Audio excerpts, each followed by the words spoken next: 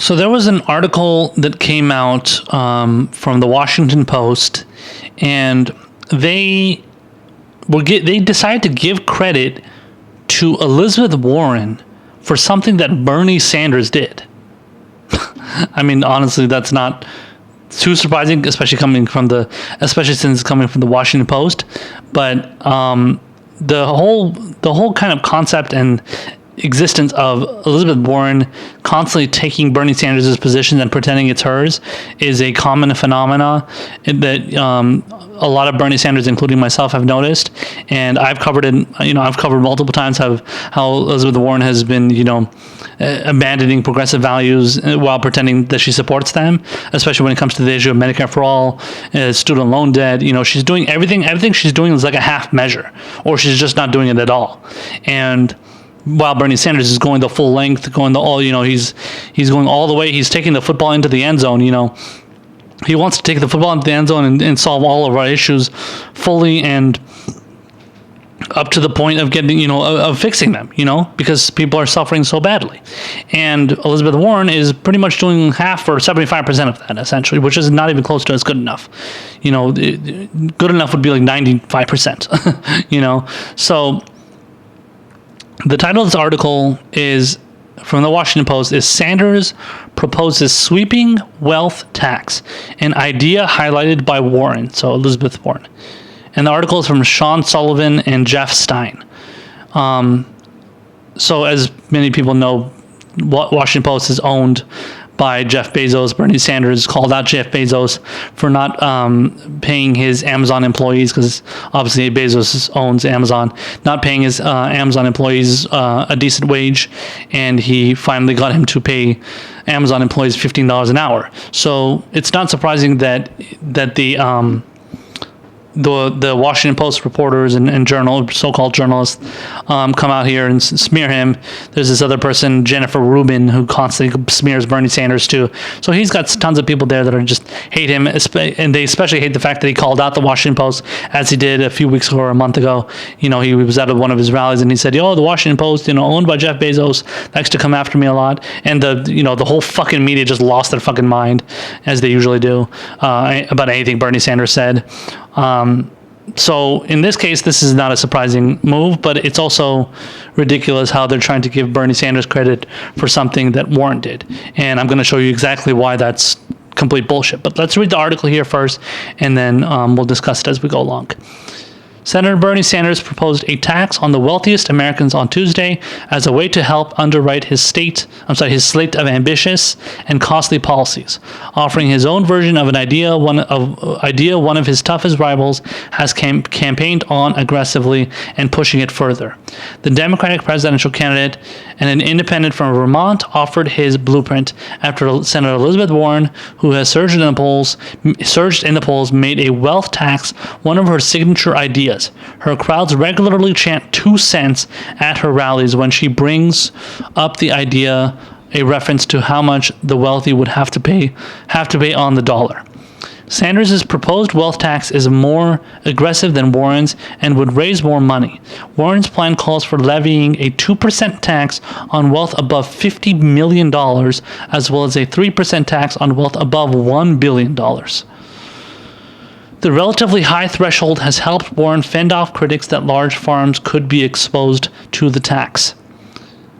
And then here it says, Sanders would hit more people with the tax and would also significantly increase how much it would take from the very wealthiest, following a pattern in which he has sought to stake out the leftward boundary of the Democratic Party when it comes to policy proposals.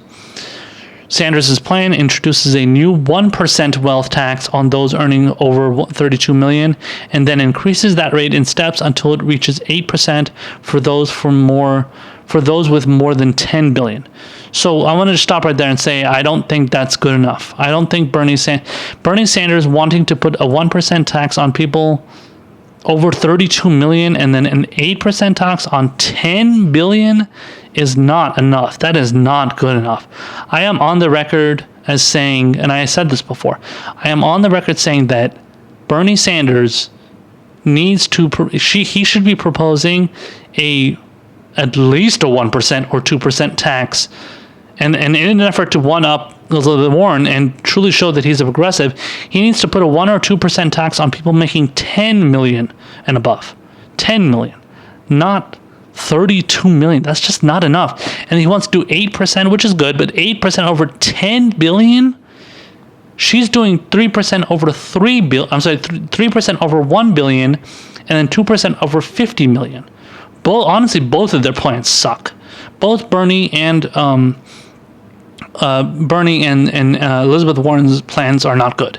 They need to be a hell of a lot better. That Bernie, I would expect much better, because I didn't know. I initially didn't know until I read this article, until I read this piece that he was doing 32 million. But I thought he was doing 2% over 32 million. He's only doing 1% over 32 million. That's not enough. He needs to be a lot more ambitious than that. I don't know why. Coming from somebody like Bernie, I would have expected much better, but. Anyway, so let's go on to the next paragraph here. It says, Sanders' aides noted that the senator has spoken of a wealth tax for decades, including proposing it as a possible funding source for his Medicare for All plan. In 1997, Sanders wrote that it was high time to establish a tax on wealth similar to those that exist in most European countries.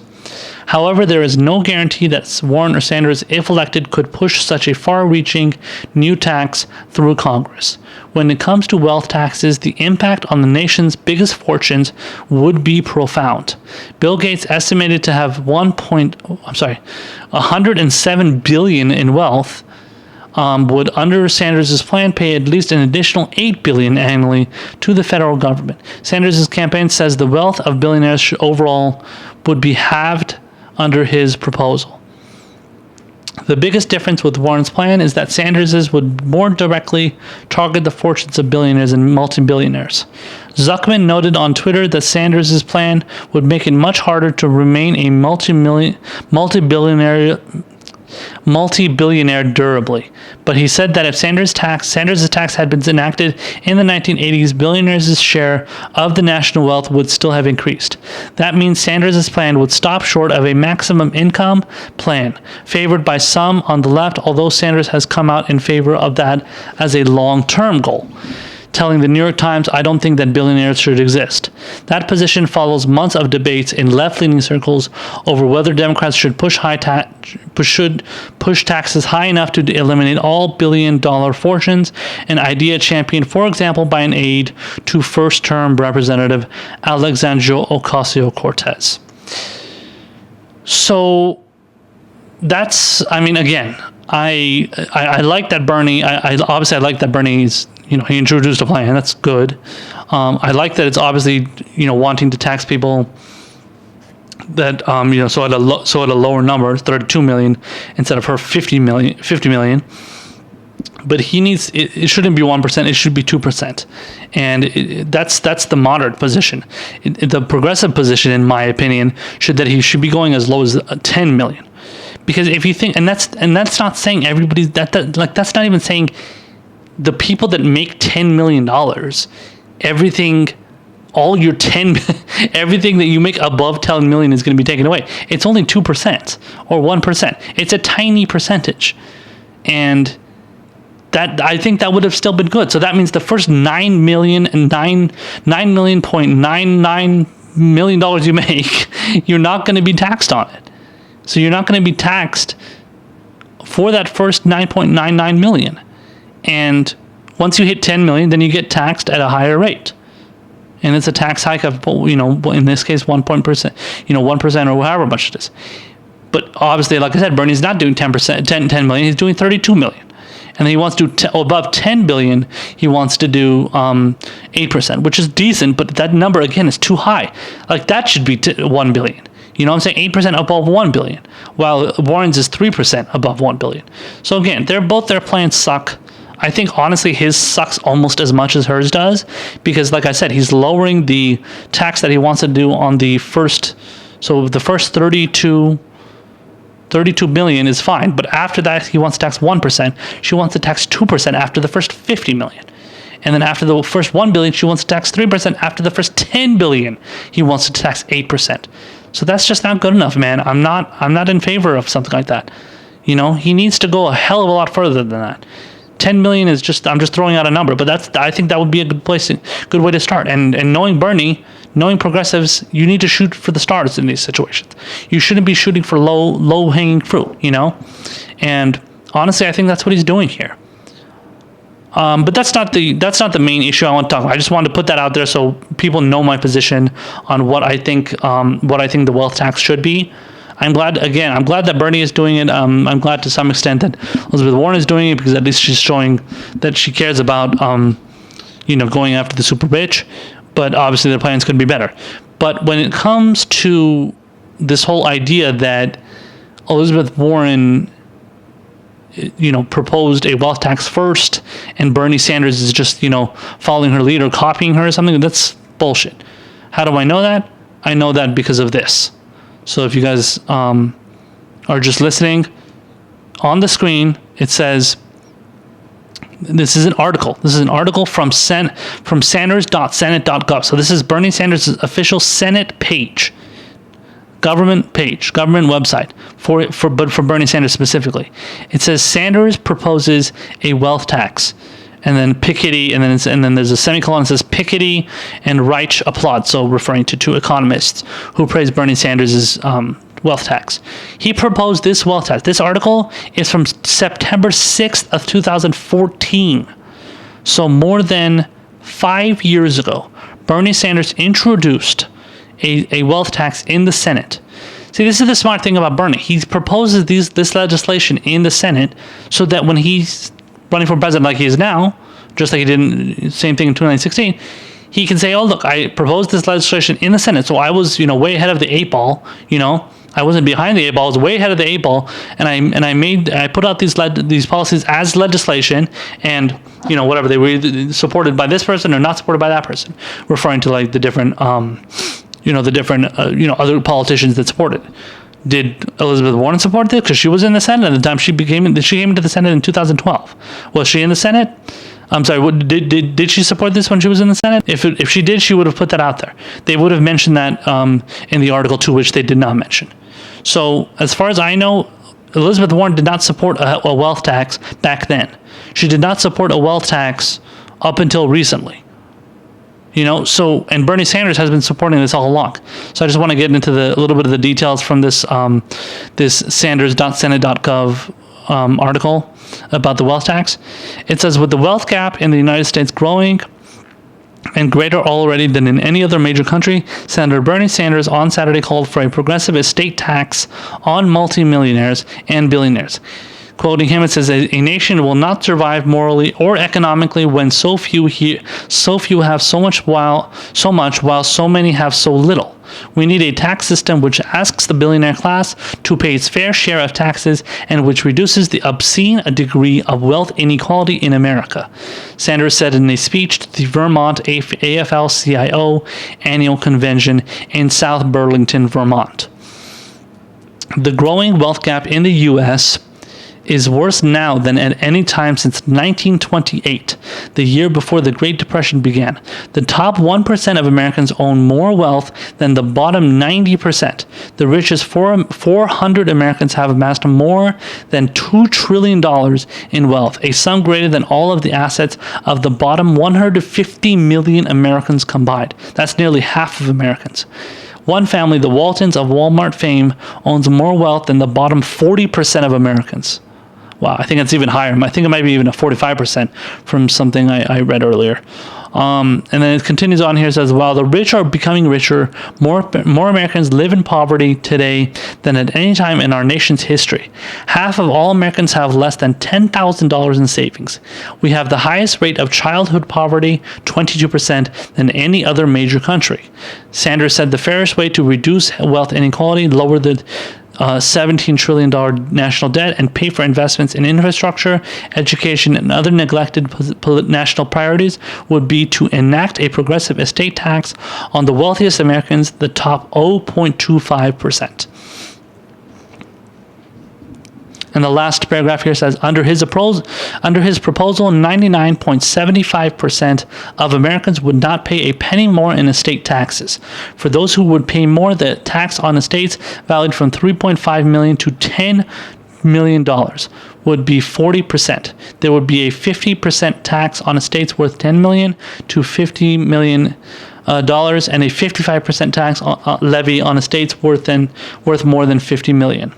A 10% surtax would be applied on estates worth more than $1 billion, a category that today includes fewer than 500 million American families.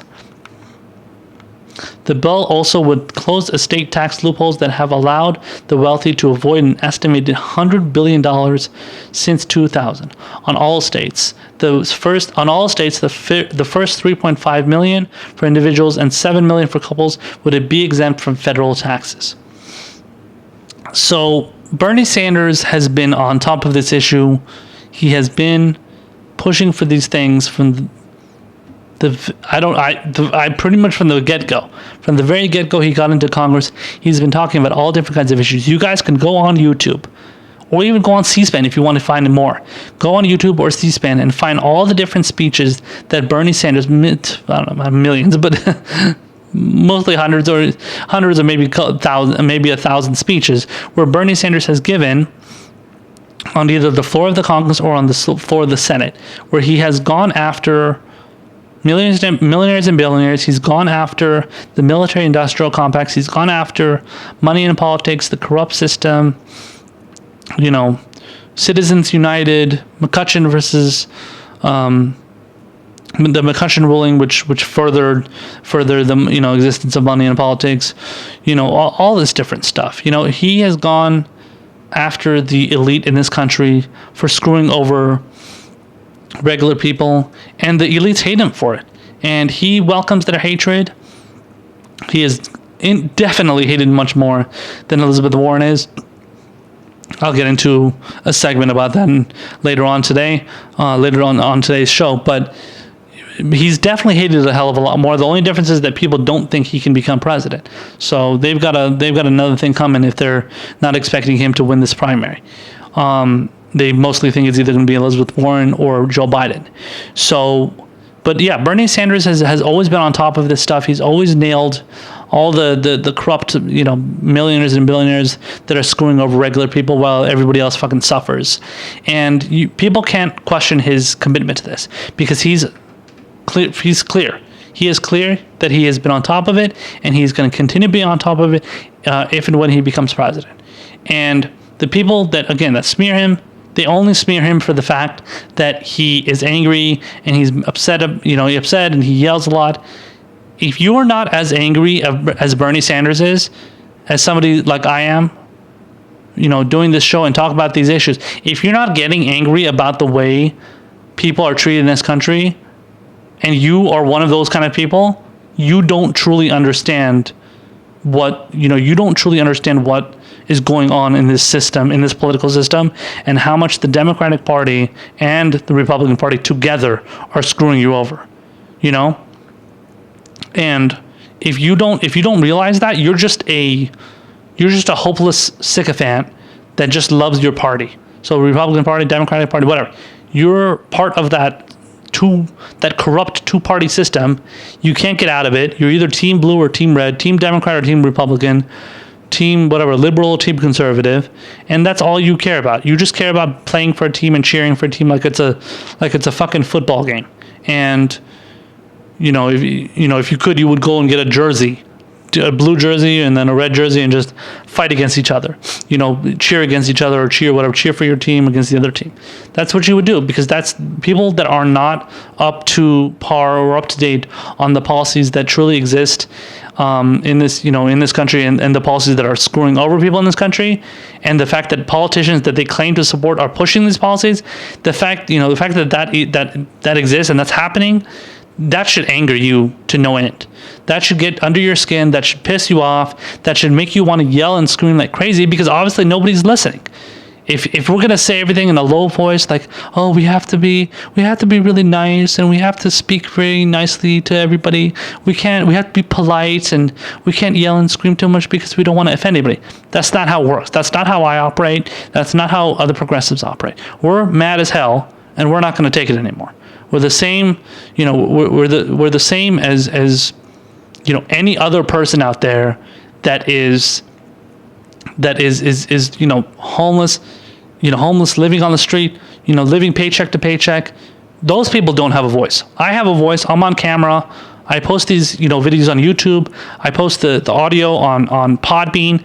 I broadcast on Facebook Live and Periscope.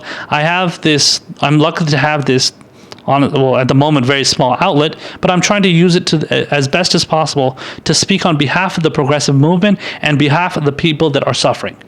And if people want to be mad at me for being angry, then be mad at me. But you're obviously mad about the wrong thing. You don't care about. You're not focused on the right priorities, and you're not mad. You're not mad enough. You're not even close to mad enough, because you truly don't understand. What people are going through in this country, and you're out of touch, or you're just rich as hell. So you're well off. You're doing perfectly fine. You don't care what anybody else is going through. You don't care about what your fellow man and woman is going through, and child too. You don't care if people are if people are living on the streets with their children. Their children are starving. They're starving. Living on the street, homeless. Living in homeless shelters, whatever it is. These people deserve to have jobs. They deserve to be given an opportunity to make a decent living, to live in a decent house, to all that stuff. To live. Nobody's saying go give each one of these people $1 million so they can, live a wonderful life. Like Donald Trump once bragged about getting a small $1 million loan from his daddy. No, nobody is talking about living like Donald Trump or getting the benefits of Donald Trump. All we're talking about, all progressives talk about, is regular people out there getting a fair shot. That's all it is. And Bernie Sanders is the only candidate that is doing that. And for the Washington Post to pretend as if Elizabeth Warren is on the at the forefront of these issues and of this issue of helping regular people, and Bernie Sanders is following her, that's complete bullshit.